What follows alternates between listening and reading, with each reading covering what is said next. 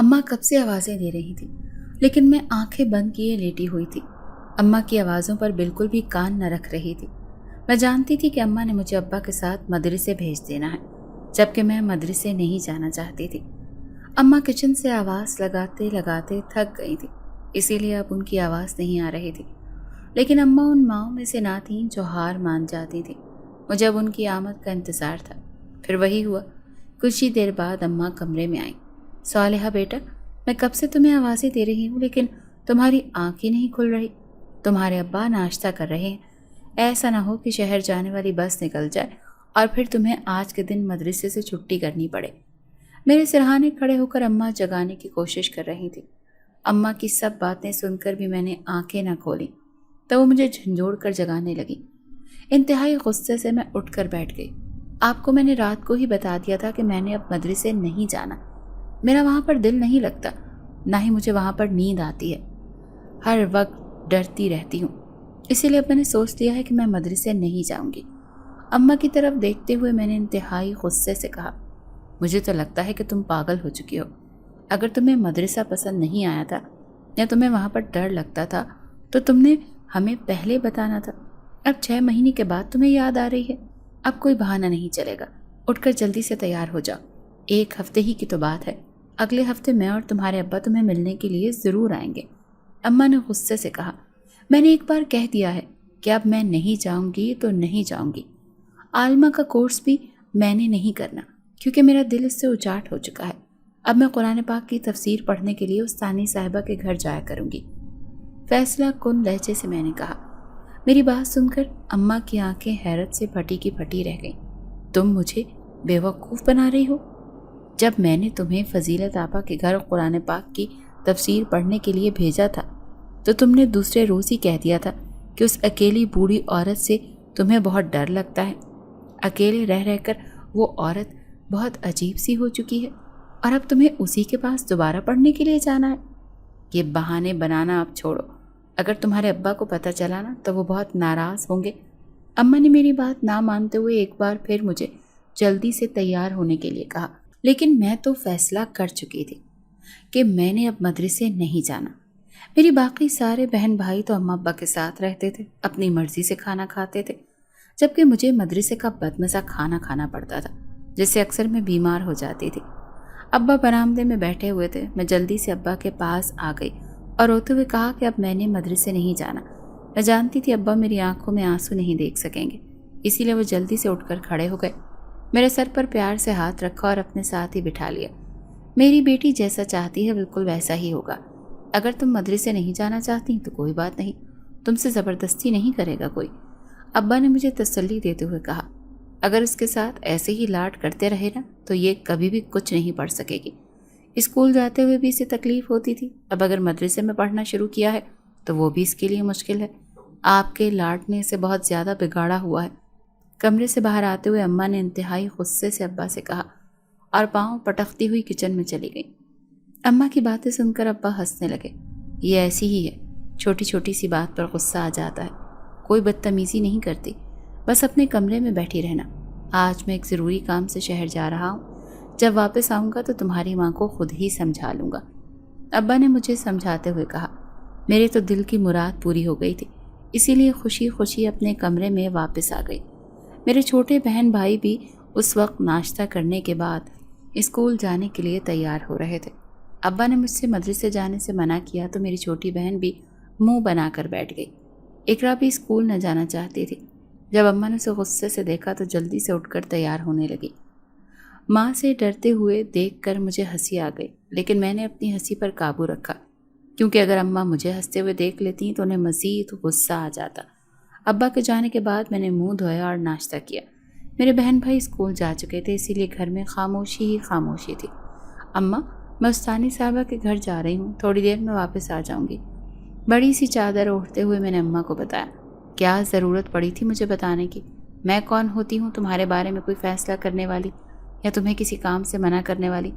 तुम जानो और तुम्हारा बाप, जहाँ जी चाहता है वहाँ जाओ, मैं रोकूंगी नहीं। अम्मा ने मेरी तरफ देखे बगैर इंतहाई रूखे से लहजे में कहा। वो मुझसे नाराज़ थी। मैं जानती थी वो मुझे शहर भेजना चाहती थी ताकि मैं अपना कोर्स मुकम्मल कर सकूं। लेकिन मेरा तो उस मदरसे से जी ही उठ गया था। अम्मा के बार बार कहने पर भी मैंने अपना फैसला नहीं बदला, इसीलिए वो नाराज़ थी। मैं जानती थी कि उनकी ये नाराज़गी चंद दिन रहेगी, फिर वो सब कुछ भूल जाएंगी। बाहर गली में इस वक्त ज़्यादा रश नहीं था। कुछ घरों के दरवाजे पर बुजुर्ग खवातीन बैठी हुई दिखाई दे रही थी। ये बुजुर्ग औरतें तन्हाई से तंग आकर अपने अपने घरों के दरवाजे पर बैठ जाती थीं, ताकि आते जाते हुए लोगों को देखकर अपनी तन्हाई दूर कर सकें।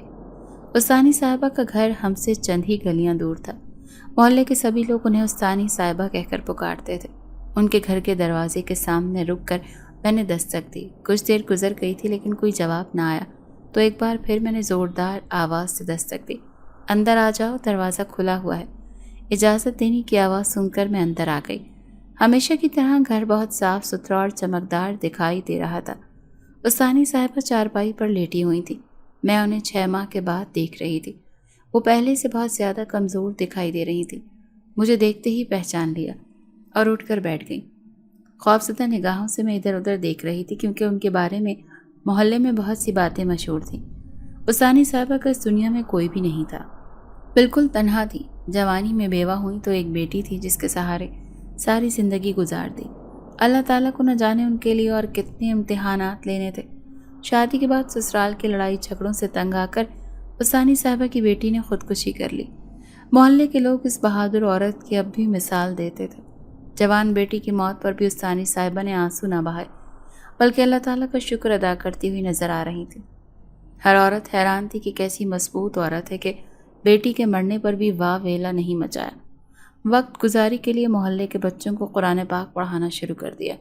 सब सवेरे ही छोटे छोटे बच्चे और बच्चियां कुरान पाक पढ़ने के लिए आया करते थे, और शाम को भी वो बच्चों को पढ़ा दिया करती थी। इस तरह उनकी तन्हाई में कुछ देर के लिए बच्चे आकर शोर मचा देते थे, जिससे वो बहुत खुश होती थी। बचपन में जब अम्मा ने मुझे कुरान पाक पढ़ने के लिए भेजा तो मैं 2 रोज़ के बाद ही अम्मा को मना कर चुकी थी, क्योंकि मुझे उस्तानी साहिबा की झुर्रियों सदा चेहरे से बहुत डर लगता था।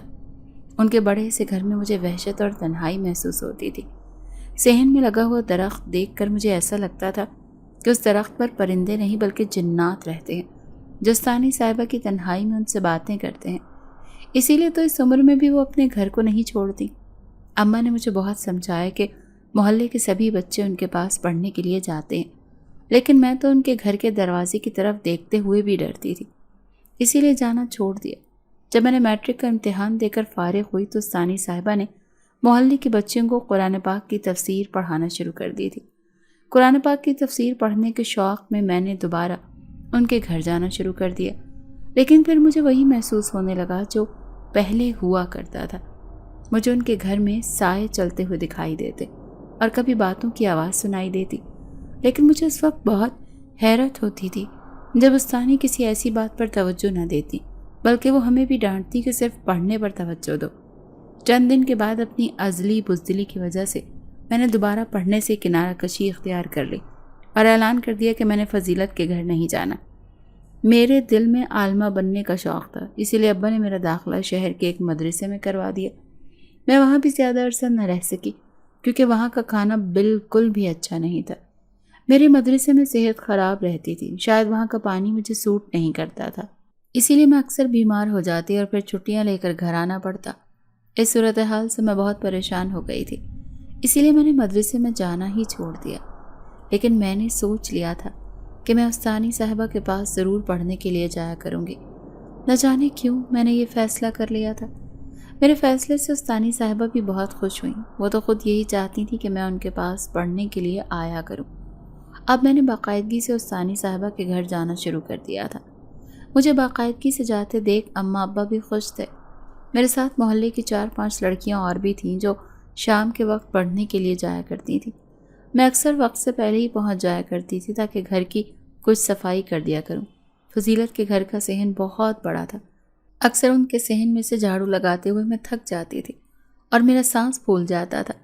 उस्तानी साहिबा मेरी तरफ देखकर हंसते हुए कहती थी, मैं तो तुम्हें मना करती हूँ कि मत काम किया करो, लेकिन तुम मेरी बात सुनती ही नहीं और फिर थक जाती हो। मोहब्बत भरे रवैये से उस्तानी साहिबा ने कहा, असल में हमारा घर तो छोटा है, ज़्यादा बड़ा सहन नहीं है। जब बड़े सहन से झाड़ू देती हूँ तो थक जाती हूँ। और तो कोई बात नहीं, आहिस्ता आहिस्ता आदी हो जाऊँगी। उनके सामने बैठते हुए मैंने जवाब दिया, میرے ذہن میں ایک سوال آیا جو میں ان سے پوچھ لیا، آپ کو اس اکیلے گھر میں ڈر نہیں لگتا؟ آپ اس گھر کو چھوڑ دیں تو ہمارے ساتھ ہمارے گھر میں رہ لیا کریں، مجھے آپ کی بہت فکر رہتی ہے۔ ان کی طرف دیکھتے ہوئے میں نے کہا۔ میری بات سن کر وہ مسکرانے لگی۔ میں اس گھر کو نہیں چھوڑ سکتی، جب تک زندہ ہوں اسی گھر میں رہوں گی، کیونکہ مجھے اس گھر سے بہت پیار ہے۔ یہاں پر میری بیٹی کھیلا کرتی تھی، مجھے اس کی باتوں سے اور اس کی آوازیں بھی سنائی دیتی ہیں، بلکہ سچ کہوں تو کبھی کبھی وہ بھی ادھر ادھر چلتی پھرتی دکھائی دینے لگتی ہے۔ میں اس احساس سے محروم نہیں ہونا چاہتی، سنجیدہ لہجے سے ثانی صاحبہ نے جواب دیا۔ ان کا جواب سن کر میں کچھ گھبرا سی گئی تھی۔ شاید ان کی بیٹی کی روح انہیں گھر میں چلتی پھرتی دکھائی دیتی تھی۔ ایک بار پھر مجھے خوف سا محسوس ہونے لگا، جس خوف سے میں نے بہت مشکلوں سے جان چھڑائی تھی۔ ثانی صاحبہ کی باتوں سے ایک بار پھر میں خوف زدہ ہو گئی۔ شکر تھا کہ میرے ساتھ پڑھنے والی لڑکیاں بھی آ گئی تھیں، اگر میں اکیلی ہوتی تو بہت ڈر جاتی۔ ثانی صاحبہ نے ہمیں پڑھایا۔ جب چھٹی کا وقت ہوا تو ہم نے اللہ حافظ کہا اور دروازے کی طرف بڑھنے لگی۔ اچانک ہی میرے بڑھتے ہوئے قدم رک گئے، کیونکہ ثانی صاحبہ نے میرا نام لے کر مجھے پکارا۔ جی، آپ نے مجھے بلایا؟ پیچھے مڑ کر دیکھتے ہوئے میں نے پوچھا۔ باقی لڑکیوں کو تم جانے دو، میرے پاس آ کر بیٹھ جاؤ، کچھ دیر بعد چلی جانا، حکم دینے والے انداز سے ثانی صاحبہ نے کہا تو نہ چاہتے ہوئے بھی مجھے رکنا ہی پڑ گیا۔ میں اپنی کرسی پر آ کر بیٹھ گئی۔ انسان اشرف المخلوقات ہے، اس کا مطلب تم سمجھتی ہو؟ ثانی صاحبہ نے میری طرف دیکھتے ہوئے پوچھا تو میں نے جلدی سے اقرار میں سر ہلا دیا۔ شاباش، تم جانتی ہو کہ انسان اس دنیا میں تمام مخلوقات سے افضل ہے۔ ٹھیک ہے، اس بات کو اپنے ذہن میں ہمیشہ یاد رکھنا اور بغیر وجہ کے خوف دل میں نہیں پالنا چاہیے، ثانی صاحبہ نے مجھے نصیحت کرتے ہوئے کہا۔ میں نے ایک دم سے گھبرا کر ان کے چہرے کی طرف دیکھا۔ وہ بہت ہی زیادہ سنجیدہ دکھائی دے رہی تھی اور مجھے بہت حیرت ہو رہی تھی کہ میرے خوفزدہ ہونے کا علم ثانی صاحبہ کو کیسے ہوا، کیونکہ میں نے تو انہیں کچھ نہیں بتایا تھا۔ حیرت زدہ میں گھر واپس ہو رہی تھی، لیکن میرے دل میں خوف بیٹھ چکا تھا۔ اگلے روز میں جب ثانی صاحبہ کے گھر پہنچی تو یہ دیکھ کر حیرت زدہ رہ گئی کہ ان کا گھر تو بالکل صاف ستھرا تھا۔ صحن میں جھاڑو دینے کی ضرورت نہیں تھی، کیونکہ دیکھا جا سکتا تھا کہ کچھ دیر پہلے ہی اس بڑے سے صحن کی صفائی کی گئی ہے۔ اس وقت ایک پتا بھی گرا ہوا نہیں دکھائی دے رہا تھا۔ میں حیرت سے صحن کو دیکھنے لگی تو ثانی صاحبہ میری طرف دیکھ کر مسکرانے لگی۔ آج صحن میں سے جھاڑو کس نے دیا؟ حیران ہوتے ہوئے میں نے پوچھا۔ تمہیں صحن صاف چاہیے تھا نا، دیکھ لو صاف ستھرا ہے، اب تمہیں صفائی نہیں کرنی پڑے گی، ثانی صاحبہ نے مسکراتے ہوئے کہا۔ میں یہی تو پوچھ رہی ہوں آپ سے کہ کیا آپ نے خود سے کام کیا ہے؟ اتنے بڑے صحن میں سے جھاڑو دینا کوئی آسان کام نہیں، آپ مجھے بتائیں گی آپ نے ایسا کیوں کیا؟ میں خود ہی اس کو صاف کر لیتی۔ ثانی صاحبہ کی طرف دیکھ کر حیرت بھرے لہجے سے میں نے کہا، اور مجھے دکھ بھی ہو رہا تھا کہ اس عمر میں انہیں گھر کے سبھی کام خود کرنے پڑتے ہیں۔ تم سے کس نے کہا کہ میری بوڑھی ہڈیوں میں اتنی طاقت ہے کہ میں اس بڑے سے صحن کی صفائی کر سکوں؟ یہ میں نے صاف نہیں کیا، ثانی صاحبہ نے مسکراتے ہوئے کہا۔ اگر آپ نے صاف نہیں کیا تو پھر کس نے صاف کیا ہے؟ ابھی تک تو میرے علاوہ اور کوئی لڑکی بھی نہیں آئی، ورنہ میں سوچتی کہ اس نے صاف کر دیا ہوگا۔ حیرت بھرے لہجے سے میں نے پوچھا۔ میرے اور بھی طالب علم ہیں جنہیں تم نہیں جانتی، کبھی کبھی وہ میرے گھر کی صفائی کر دیتے ہیں، ثانی صاحبہ نے سنجیدگی سے کہا۔ ان کی بات سن کر میں نے کچھ حیران ہوئی، لیکن مزید مناسب نہ سمجھا کہ کچھ پوچھوں۔ اگر وہ مجھے اپنے شاگردوں کے بارے میں بتا دیتی تو اچھی بات تھی، لیکن انہوں نے کچھ نہ بتایا تو میں نے بھی پوچھنا مناسب نہ سمجھا۔ کچھ ہی دیر کے بعد میرے ساتھ پڑھنے والی لڑکیاں آ گئیں، ثانی صاحبہ بہت محبت اور توجہ سے پڑھاتی تھیں۔ یہی وجہ تھی کہ ہمارے والدین کو کبھی یہ شکایت نہیں ہوئی تھی کہ جو بچہ یا بچی ثانی صاحبہ کے پاس پڑھتے ہیں انہیں کچھ نہیں آتا، کیونکہ ثانی صاحبہ اتنے پیار بھرے انداز سے پڑھاتی تھی کہ نہ چاہتے ہوئے بھی ہمیں پڑھنا پڑتا تھا۔ ہم سب پڑھنے میں مصروف تھے جب اچانک ہی کچن میں سے کسی چیز کے تلنے کی خوشبو آنے لگی۔ ہم حیرت بھری نظروں سے ایک دوسرے کی طرف دیکھنے لگے، لیکن ثانی صاحبہ نے کوئی توجہ نہ دی اور ہمیں بار بار پڑھنے کی تاکید کرنے لگی۔ ایسا لگ رہا تھا کہ انہیں تو خوشبو نہیں آ رہی، جبکہ ہم بہت حیران تھے کہ ثانی صاحبہ تو ہمارے سامنے بیٹھی ہوئی ہیں، پھر کچن میں سے تلنے کی خوشبو کیوں آ رہی ہے؟ جھانک کر کچن میں دیکھنے کی کوشش کرنے لگی، لیکن کچن کا دروازہ تو بند تھا، اسی لیے کچھ بھی دکھائی نہیں دے رہا تھا۔ اپنی پڑھائی مکمل کرنے کے بعد ہم نے استانی صاحبہ سے اجازت لی۔ اچانک ہی میرے ذہن میں خیال آیا تو میں نے جلدی سے استانی صاحبہ سے پوچھا، آج میری اماں نے ساگ بنایا ہے، اگر آپ ساگ شوق سے کھاتی ہیں تو میں آپ کے لیے لے آؤں؟ میری بات سن کر استانی صاحبہ کے چہرے پر مسکراہٹ آ گئی تھی۔ اگر مجھے یہ علم ہوتا کہ تمہارے گھر میں ساگ پکا ہے تو میں اپنے گھر میں کچھ بھی نہ پکاتی۔ اب اگر میں نے تمہارے گھر کا سالن کھا لیا تو میرے گھر کا سالن بچا رہے گا۔ تمہارا بہت شکریہ، تم نے مجھ سے پوچھ لیا۔ ساگ تو میں بہت شوق سے کھاتی ہوں، لیکن آج میرے گھر میں کڑی اور پکوڑے بنے ہیں، وہ بھی میں بہت شوق سے کھاتی ہوں، اسی لیے آج رہنے دو۔ جب کبھی دوبارہ تمہاری اماں نے ساگ پکایا تو میرے لیے لے آنا۔ استانی صاحبہ نے مسکراتے ہوئے انکار کر دیا۔ یہی تو میں جاننا چاہتی تھی کہ استانی صاحبہ نے کھانے میں کیا بنایا ہے، کیونکہ کچن سے آنے والی خوشبو سے اندازہ لگایا جا سکتا تھا کہ پکوڑے بن رہے ہیں۔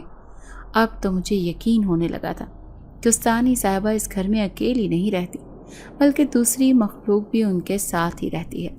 مجھے استانی صاحبہ کو دیکھ کر بہت حیرت ہوتی تھی، کیونکہ وہ بہت بہادر خاتون تھی۔ اگر جنات کے ساتھ رہتے ہوئے انہیں ڈر نہیں لگتا تھا تو اس میں کوئی شک نہیں تھا کہ وہ بہت بہادر خاتون ہے۔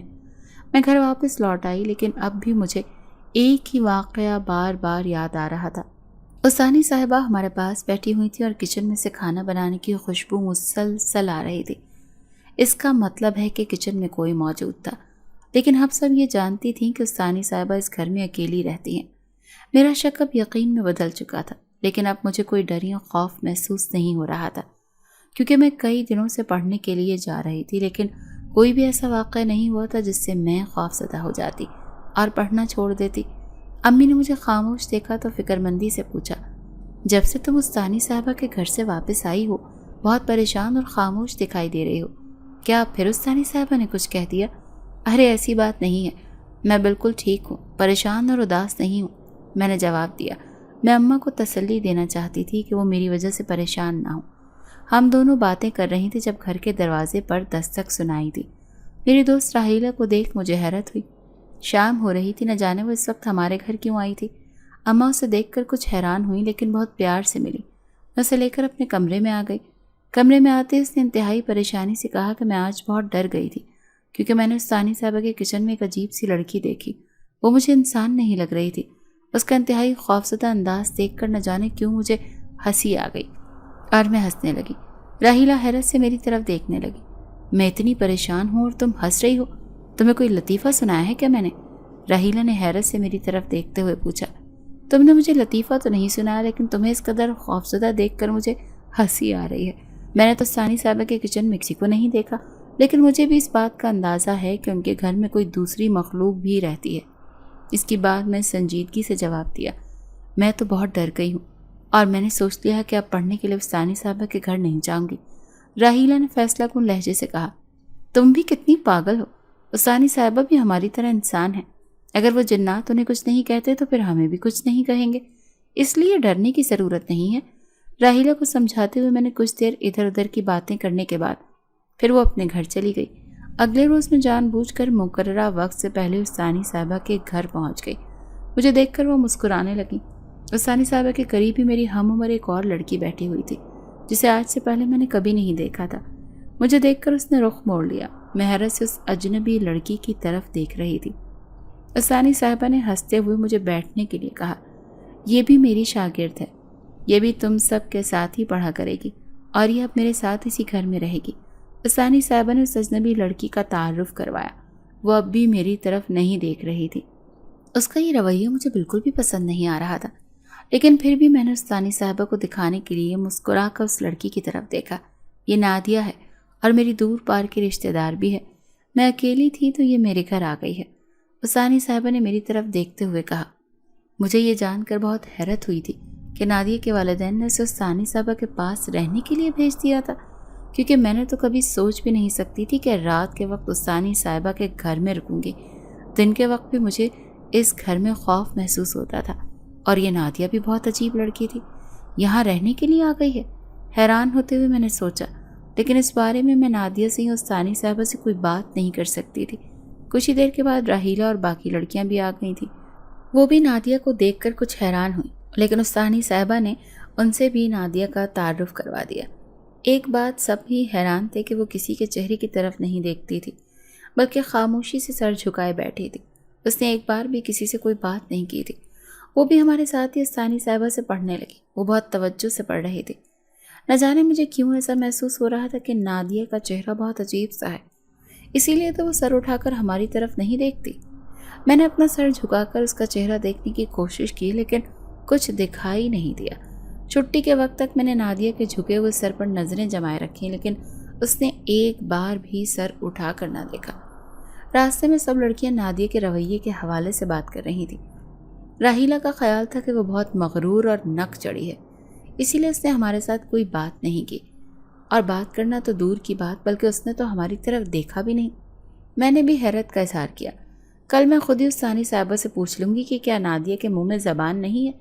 اگر اس کے منہ میں زبان ہے تو کم سے کم ہمارے سلام کا جواب تو دے دیا کرے۔ راحیلہ نے انتہائی غصے سے کہا۔ نہ جانے اس کو یہ برا کیوں لگ رہا تھا۔ نادیہ کا عجیب و غریب رویہ اسے بالکل بھی پسند نہیں آیا۔ میں نے اماں کو بتایا کہ اس ثانی صاحبہ کے رشتہ دار لڑکی ان کے گھر آ گئی ہے اور اب وہ ان کے ساتھ ہی رہا کرے گی۔ یہ سن کر اماں بھی بہت حیران ہوئی۔ ہم تو آج دن تک اس ثانی صاحبہ کا کوئی رشتہ دار نہیں دیکھا۔ ایک بیٹی تھی جو اللہ کو پیاری ہو گئی، اب یہ کون رشتہ دار سامنے آ گئے ہیں؟ اماں نے حیران ہوتے ہوئے کہا۔ ہم سب بھی بہت حیران تھی، کیونکہ آج تک تو ہم نے اس گھر میں اس ثانی صاحبہ کے علاوہ اور کسی کو بھی نہیں دیکھا تھا، اور اچانک سے ان کی رشتہ دار لڑکی کو دیکھ کر ہمیں بہت عجیب محسوس ہوا، لیکن کچھ کہہ بھی تو نہیں سکتے تھے، اسی لیے خاموشی اختیار کر لی۔ اماں کی ہاں میں ہاں ملاتے ہوئے میں نے کہا، کل میں خود ہی اس ثانی صاحبہ سے ملنے کے لیے آؤں گی۔ اگر مجھے وقت نہ ملا تو شگفتہ سے کہہ دوں گی کہ وہ خود جا کر دیکھ آئے گی۔ اماں نے ہماری ہمسائی خالہ شگفتہ کا ذکر کرتے ہوئے کہا۔ میں بھی یہ جاننا چاہتی تھی کہ نادیہ کا اس ثانی صاحبہ سے کیا رشتہ ہے، اسی لیے اماں کو سب کچھ تفصیل سے بتانے لگی۔ اگلے روز جب میں ثانی صاحبہ کے گھر پہنچی تو نادیہ آج پھر ان کے قریب بیٹھی ہوئی تھی۔ سارا گھر صاف ستھرا اور چمکتا ہوا دکھائی دے رہا تھا۔ میں حیرت سے ادھر ادھر دیکھنے لگی۔ مجھے اپنی آنکھوں پر یقین نہیں آ رہا تھا۔ میں حیران ہوتے ہوئے دیکھ کر ثانی صاحبہ ہنسنے لگی۔ تم حیران ہو رہی ہو کہ یہ گھر تو آج بدلا بدلا دکھائی دے رہا ہے۔ میری بیٹی نادیہ نے گھر کی صفائی کی ہے، ہر چیز چمک رہی ہے، ثانی صاحبہ نے پیار بھرے لہجے میں کہا۔ آپ کی نادیہ بیٹی تو مجھے کوئی جن لگ رہی ہے، ایک ہی دن میں سارا گھر شیشے کی طرح چمکا دیا۔ ثانی صاحبہ کے چہرے کی طرف دیکھتے ہوئے میں نے کہا تو وہ زور زور سے ہنسنے لگی۔ تمہارے سامنے ہی بیٹھی ہوئی ہے، تم خود ہی دیکھ لو، یہ انسان ہے یا کوئی جن سادی؟ ثانی صاحبہ نے میری طرف دیکھتے ہوئے کہا۔ ان کی بات سن کر نادیہ نے اپنا جھکا ہوا سر اوپر اٹھایا تو انتہائی خوشیلی نگاہوں سے میری طرف دیکھا۔ نہ جانے اس کی بڑی بڑی کالی سی آنکھوں میں ایسی کیا بات تھی کہ میں نے جلدی سے اپنا رخ پھیر لیا۔ مجھے اس کی آنکھوں سے بہت ڈر محسوس ہونے لگا۔ میں نے مزید کوئی بات نہیں کی اور اپنا سبق پڑھنے لگی۔ میرا دل خوف کے مارے تیزی سے دھڑکنے لگا۔ جب تک راحیلہ اور باقی لڑکیاں نہ آ گئیں میں بہت خوف محسوس کر رہی تھی۔ مجھے نادیہ کی آنکھوں میں دیکھتے ہوئے بہت ڈر لگا تھا۔ اس کی آنکھیں بہت بری طرح تھیں۔ پڑھائی ختم کرنے کے بعد ثانی صاحبہ نے مجھے اپنا سر دبانے کے لیے کہا۔ ان کی طبیعت کچھ ناساز دکھائی دے رہی تھی۔ میں نے اپنا رجسٹر اور کتابیں ایک ٹیبل پر رکھ دی اور ثانی صاحبہ کا سر دبانے لگی۔ تھوڑی دیر بعد ثانی صاحبہ نے مجھے گھر جانے کی اجازت دے دی اور میں اپنی کتابیں اٹھا کر گھر واپس آ گئی۔ مجھے نادیہ کی کالی کالی بڑی آنکھیں اب بھی دکھائی دے رہی تھیں، جن کے بارے میں سوچتے ہوئے بھی مجھے ڈر لگ رہا تھا۔ مجھے خود پر غصہ آ رہا تھا۔ نہ جانے کیوں میں ایک عام سی لڑکی کے بارے میں اتنا سوچ رہی تھی۔ میں نے خود کو سمجھایا کہ وہ بھی ایک لڑکی ہی ہے، مجھے اس سے خوف محسوس کرنے کی ضرورت نہیں۔ عشاء کی نماز پڑھنے کے بعد میں نے اپنی کتابیں اٹھا لی۔ میں وہ سبق دہرانا چاہتی تھی جو ثانی صاحبہ نے پڑھایا تھا۔ یہ دیکھ کر مجھے بہت حیرت ہوئی کہ میری کتابوں میں غلطی سے نادیہ کی کتابیں بھی آ گئی تھیں، اور یہ دیکھ کر مجھے بڑا افسوس ہوا۔ میرے پاس فون نہ تھا کہ میں ثانی صاحبہ کو اس بات کی خبر دے دیتی کہ نادیہ کی کتابیں میرے پاس ہیں۔ مجھے بہت دکھ ہو رہا تھا کیونکہ نادیہ نے جب اپنی کتابیں تلاش کی ہوں گی تو نہ ملنے پر نہ جانے اس کے ذہن میں کیا کیا خیالات آ رہے ہوں گے۔ رات ہو چکی تھی، ورنہ میں اپنے چھوٹے بھائی کو نادیہ کی کتابیں دے کر ان کے گھر بھیج دیتی۔ اس وقت تو سب سو رہے ہوں گے۔ میں نے سوچ لیا تھا کہ سب نادیہ کو کتابیں دیتے ہوئے اس سے معافی مانگ لوں گی کہ میری وجہ سے اسے تکلیف اٹھانی پڑی۔ اپنا سبق دہرانے کے بعد میں نے کمرے کی لائٹ بند کر دی اور سونے کے لیے لیٹ گئی۔ میرے چھوٹے بہن بھائی بھی اب سونے کی تیاری کر رہے تھے، اسی لیے سبھی اپنے اپنے بستروں میں لیٹنے لگے۔ ہم سب بہن بھائی ایک ہی کمرے میں سویا کرتے تھے۔ مجھے تو بہت سخت نیند آ رہی تھی، اسی لیے بستر پر لیٹتے ہی سو گئی۔ ہم سب رات کو جلدی سو جانے کے عادی تھے، کیونکہ اماں صبح سویرے ہی نماز کو سب کو جگا دیتی تھی۔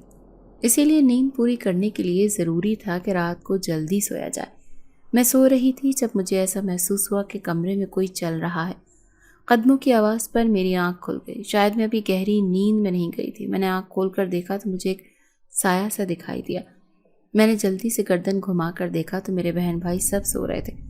میں حیرت سے اس سائے کی طرف دیکھنے لگی۔ میرے ذہن میں خیال آیا کہ شاید اماں کسی کام سے اس کمرے میں آئی ہوں گی، لیکن اس وقت تو اماں بھی گہری نیند سو رہی تھی۔ میں جلدی سے اٹھ کر بیٹھ گئی۔ وہ سایہ کمرے میں رکھے ہوئے ٹیبل کے قریب کھڑا تھا۔ میں اندھیرے میں دیکھنے کی کوشش کرنے لگی اور پھر وہ میری آنکھوں کے سامنے سے غائب ہو گیا۔ مجھے اندازہ ہوا تھا کہ وہ کسی عورت کا سایہ تھا۔ مجھے اب بہت زیادہ ڈر لگ رہا تھا، لیکن اب کمرے میں کوئی نہیں تھا۔ میں اپنے ڈر اور خوف پر قابو پانے کی کوشش کرنے لگی۔ دوبارہ بستر پر لیٹ گئی اور دعائیں پڑھنے لگی۔ اماں نے صبح معمول کے مطابق جگا دیا۔ میری نہ جانے کس وقت آنکھ لگی تھی۔ سر میں درد محسوس ہو رہا تھا کیونکہ میں رات کو مکمل نیند نہ لینے کی وجہ سے ڈسٹرب تھی۔ نماز ادا کرنے کے بعد میں نے قرآن پاک کی تلاوت کی اور ہر روز صبح سویرے میں استانی صاحبہ کا دیا ہوا سبق یاد کیا کرتی تھی۔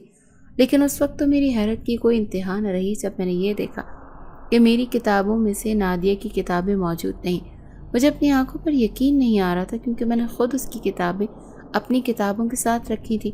اچانک ہی میرے ذہن میں خیال آیا کہ رات کو جو سایہ مجھے دکھائی دیا وہ بھی تو اسی ٹیبل کے قریب کھڑا تھا۔ کیا وہ نادیہ تھی؟ حیرت سے میں نے سوچا۔ مجھے اپنی سوچ پر حیرت ہونے لگی، لیکن یہ ایک ایسا واقعہ تھا جسے میں نظر انداز نہیں کر سکتی تھی۔ کتابیں غائب تھیں۔ مجھے یہ بھی خدشہ تھا کہ میرے کسی چھوٹے بہن بھائی نے کتابوں کو ادھر ادھر نہ کر دیا ہو۔ سب سے میں نے پوچھا لیکن وہ سب لا علم تھے۔ مجھے دل ہی دل میں فکر بھی تھی کہ اگر نادی کی کتابیں اس تک نہ پہنچی تو نہ جانے وہ میرے بارے میں کیا سوچے گی۔ آج میں بے چینی سے اس وقت کا انتظار کر رہی تھی جب میں استانی صاحبہ کے پاس پڑھنے کے لیے جاتی ہوں۔ اپنے مقررہ وقت پر تیزی سے قدم اٹھاتی استانی صاحبہ کے گھر پہنچ گئی۔ آج بھی نادیہ استانی صاحبہ کے قریب ہی بیٹھی ہوئی تھی اور سر جھکا کر بیٹھی تھی۔ اس کا انداز نہ بدلا تھا، نہ ہی وہ ہم میں سے کسی کو مخاطب کرتی تھی۔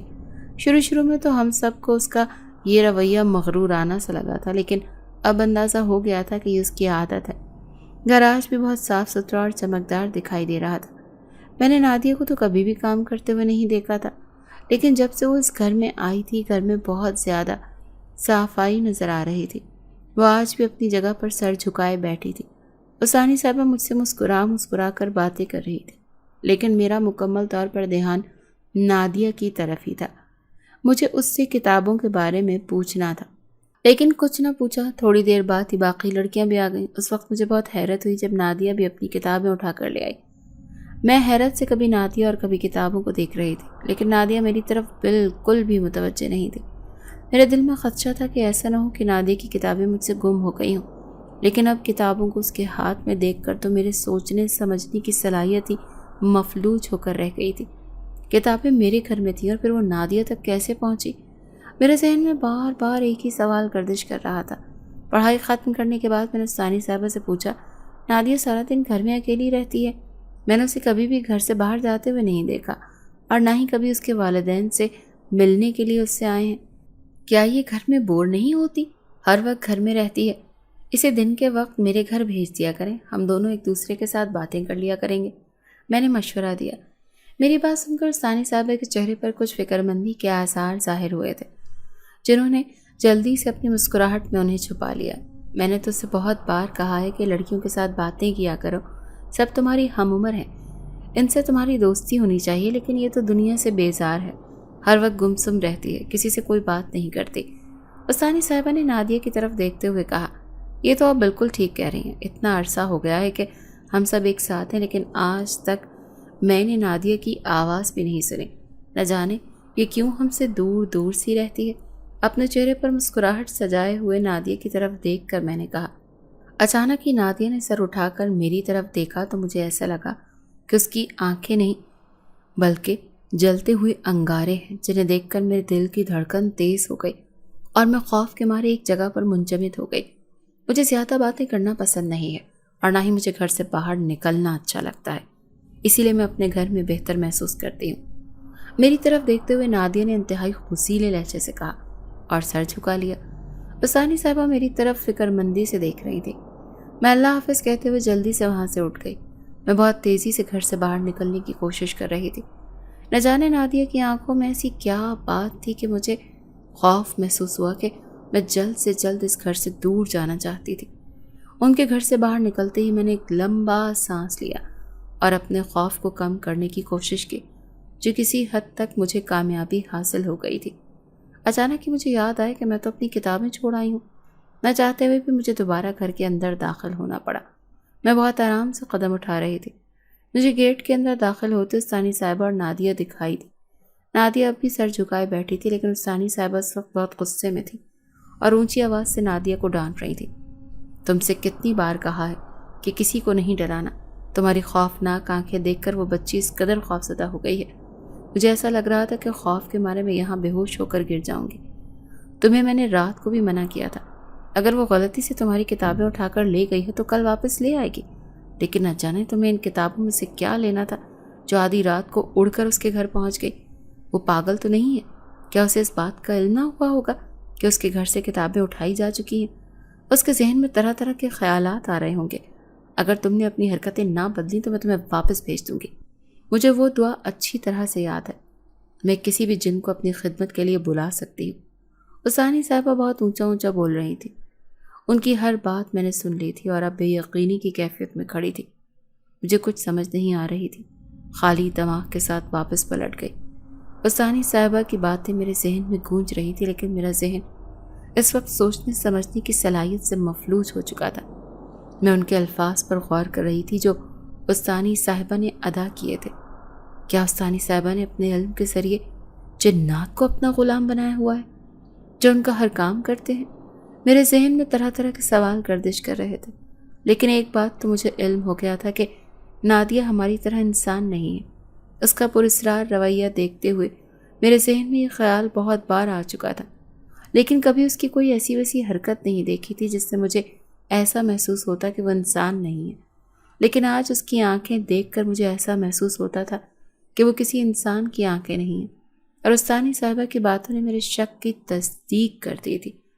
जब मैं घर वापस पहुंची तो बहुत परेशान और खौफजदा थी। अम्मा ने मेरी हालत देखी तो वो फिक्रमंद हो गई। मैंने अम्मा को सब कुछ तफसील से बता दिया, जिसे सुनकर वो भी परेशान हो गई थी।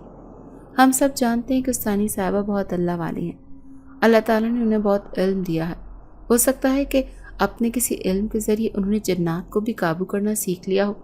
बल्कि सारे मोहल्ले वाले ये बात अच्छी तरह से जानते हैं कि उस्तानी साहिबा जन्नात को भी अपने काबू में कर सकती हैं।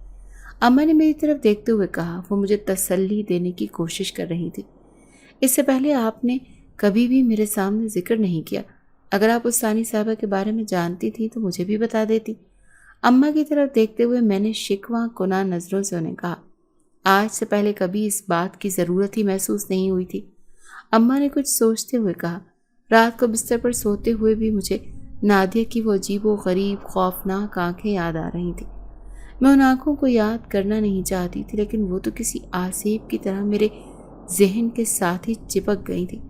अगले रोज़ जब मैं उस्तानी साहिबा के घर पहुंची तो अकेली ना थी। आज मैंने जल्दी जाना मुनासिब न समझा। राहिला और बाकी लड़कियों के साथ ही उस्तानी साहिबा के घर पहुंची। खिलाफ मामूल आज नादिया ने हम सबको देखकर मुस्कुराते हुए अस्सलाम वालेकुम कहा। हम तो हैरत के मारे बेहोशी होने के करीब थी। मुझे तो ऐसा महसूस हुआ कि उस्तानी साहिबा ने नादिया के बाद बहुत अच्छी क्लास ली है, इसीलिए आज वो बहुत खुश दिखाई दे रही थी और हमसे मुखातिब होने की कोशिश भी कर रही थी। अचानक ही मैंने उस्तानी साहिबा से पूछा, क्या ऐसा मुमकिन है कि कोई इंसान किसी जिन या चुड़ैल को अपने कब्जे में कर ले और फिर उससे अपनी मर्जी के काम करवा सके? उस्तानी साहिबा की तरफ देखते हुए मैंने जल्दी से पूछा तो वो हैरत से मेरी तरफ देखने लगी।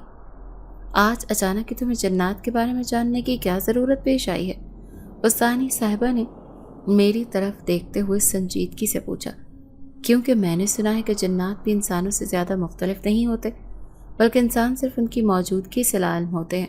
ऐसा भी हो सकता है कि इंसानों के दरमियान में जन्नात रहते हो, लेकिन इंसान इस बात से लाइल्म होते हैं। अपनी नॉलेज के मुताबिक बात करते हुए मैंने कहा। मेरी बात सुनने के बाद उस्तानी साहिबा बहुत परेशान दिखाई देने लगी।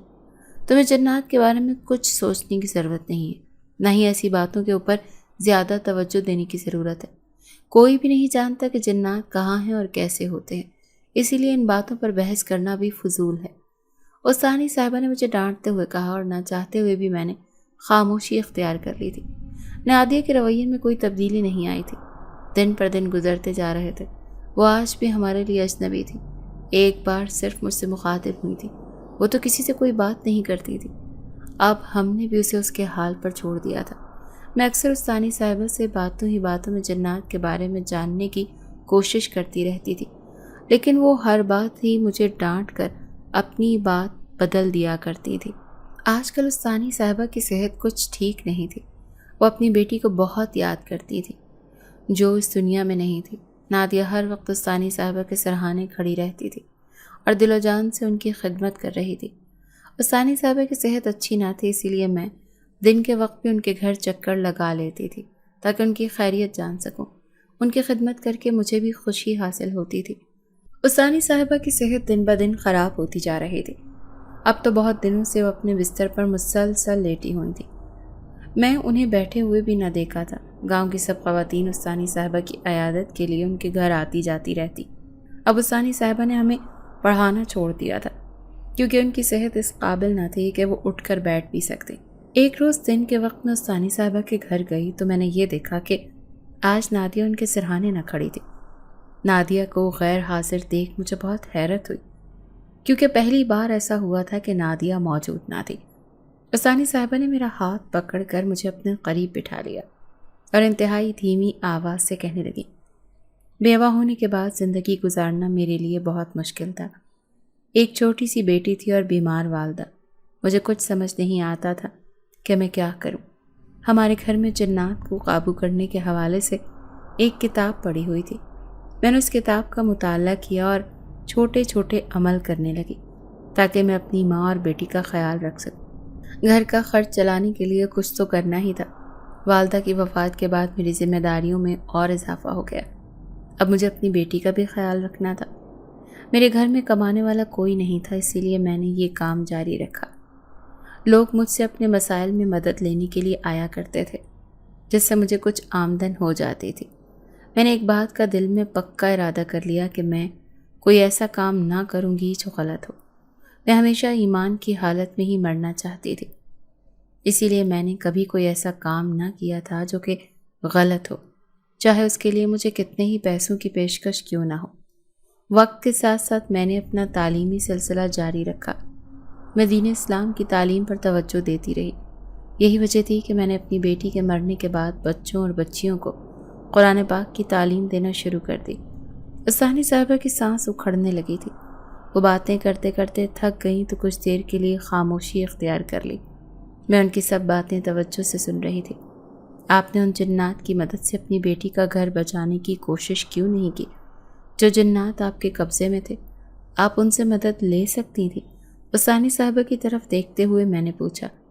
میری بیٹی نے مجھ سے یہ کہا تھا کہ وہ اپنے گھر کے معاملات خود دیکھ لے گی، اسی لیے میں نے کبھی اس کے گھریلو مسائل پر توجہ نہیں دی تھی۔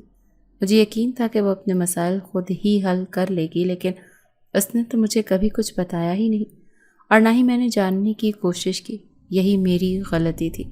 اگر مجھے میری بیٹی اپنے سسرال والوں کے رویے کے بارے میں تفصیل سے بتا دیتی تو شاید آج وہ زندہ ہوتی، لیکن یہ سب اللہ کے ہاتھ میں ہے کہ کسی انسان کے بس کی بات نہیں۔ استانی صاحبہ نے انتہائی دکھی لہجے میں کہا، میں تمہیں ایک ذمہ داری سونپ رہی ہوں، تم نے اسے بہت احسن طریقے سے نبھانا ہے۔ امید بھری نگاہوں سے میری طرف دیکھتے ہوئے استانی صاحبہ نے کہا۔ میں نے اقرار میں سر ہلا دیا اور وعدہ کیا کہ ان کی دی ہوئی ذمہ داری کو میں ایمانداری سے نبھانے کی کوشش کروں گی۔ اپنے سرہانے کے نیچے رکھے ہوئے کچھ پیپرز استانی صاحبہ نے اٹھا کر میری طرف بڑھا دیے۔ میری حالت ایسی ہے کہ میں اب زیادہ دن زندہ نہیں رہ سکوں گی۔ میں نے اپنے بہت سے غلام جنات کو آزاد کر دیا ہے، اب وہ اپنی دنیا میں واپس جا چکے ہیں، لیکن کچھ شیطان جنات جو انسانوں کو تنگ کرتے تھے وہ میری قید میں ہیں۔ میرے مرتے ہی وہ آزاد ہو جائیں گے اور پھر انسانوں کو تنگ کرنا شروع کر دیں گے۔ اس علاقے کے لوگوں کو ان کی شرارتوں سے محفوظ نہ رکھ سکیں گے، اسی لیے ضروری ہے کہ انہیں ایک حد تک کی آزادی دی جا سکے۔ میں نے انہیں ایک حد تک آزادی دی ہوئی ہے، لیکن میرے مرتے ہی وہ مکمل آزاد ہو جائیں گے۔ پیپرز کے اوپر میں نے کچھ دعائیں لکھ کر دی ہیں، وہ تم نے مسلسل پڑھنی ہیں جس طرح ان کے پڑھنے کا طریقہ ان پیپرز کے اوپر لکھا ہوا ہے۔ میں نے وہ جنات تمہارے حوالے کر رہی ہوں، تم نے انہیں کبھی بھی مکمل آزاد نہیں ہونے دینا۔ استانی صاحبہ نے مجھ سے کہا تو میں حیرت سے یہ سب سن رہی تھی۔ مجھے کچھ سمجھ نہیں آ رہی تھی کہ میں کیا کروں۔ میں نے تو کبھی ایسا نہیں سوچا تھا کہ جنات میرے غلام ہوں گے، لیکن میں استانی صاحبہ کو انکار نہ کر سکتی تھی، اسی لیے ان کے بتائے ہوئے طریقوں پر عمل کرنے لگی۔ اب سارا دن میرا استانی صاحبہ کے گھر ہی گزر جاتا۔ استانی صاحبہ کے بتائے ہوئے طریقوں پر عمل کرنے کے بعد میں کچھ شیطان میرے قبضے میں آ گئے جو مجھے جھک جھک کر سلام کرتے اور مجھے آقا کہہ کر بلاتے تھے۔ میں جب بھی انہیں پکارتی وہ میرے سامنے حاضر ہو جاتے اور میرا ہر حکم مانتے تھے۔ ایک دن اچانک ہی رات کے وقت استانی صاحبہ وفات پا گئیں۔ سارے محلے میں دکھ کی لہر پھیل گئی، کیونکہ اس محلے میں استانی صاحبہ کی بہت عزت تھی۔ ان کے مرنے کے بعد تو وہ جنات مکمل طور پر میرے قبضے میں آ گئے۔ میں نے انہیں بتا دیا تھا کہ میں انہیں کبھی قید نہیں کرنا چاہتی تھی، لیکن یہ سب اسی وجہ سے ہوا ہے کیونکہ وہ انسانوں کو تنگ کرتے ہیں۔ انہوں نے مجھ سے وعدہ کیا کہ وہ کبھی بھی انسانوں کو تنگ نہیں کریں گے۔ استانی صاحبہ کے کہنے کے مطابق ایک حد تک میں نے انہیں آزادی دے دی۔ میں آنکھیں بند کر کے جیسے ہی کسی جن کا نام لیتی وہ میرے سامنے حاضر ہو جاتا اور میری خواہش پوری کر دیتا۔ میں خود کو بہت خوش قسمت سمجھتی تھی۔ اب میں نے اپنی زندگی کا مقصد بدل دیا تھا۔ میں نہ صرف جنات کو تعلیم دینا شروع کر دی بلکہ میں نے دکھی انسانیت کی خدمت بھی شروع کر دی تھی۔ اس کے بدلے میں کسی سے کوئی روپیہ پیسہ نہیں لیتی تھی۔ میرا مقصد صرف اور صرف دکھی انسانیت کی خدمت ہے۔